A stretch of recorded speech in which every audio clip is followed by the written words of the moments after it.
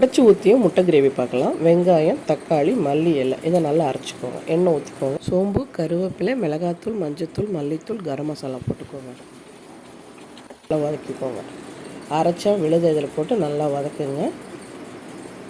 2 பச்சை மிளகாவும் கூட சேர்த்துக்கோங்க. அந்த பச்சை வாசனை போகிற ஸ்டேஜில் இஞ்சி பூண்டு பேஸ்ட்டு போட்டு நல்லா வதக்கிக்கோங்க.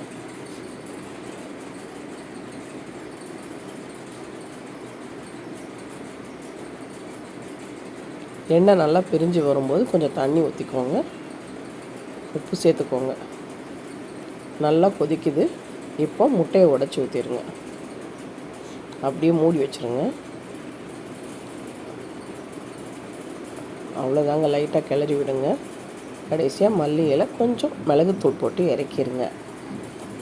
சப்பாத்திக்கு அருமையாக இருக்கும். ப்ரெட்டில் வச்சு சாப்பிட்றதுக்கும் அருமையாக இருக்கும். கண்டிப்பாக ட்ரை பண்ணி பாருங்கள். வீடியோ பிடிச்சிருந்தா மறக்காமல் சப்ஸ்கிரைப் பண்ணுங்கள்.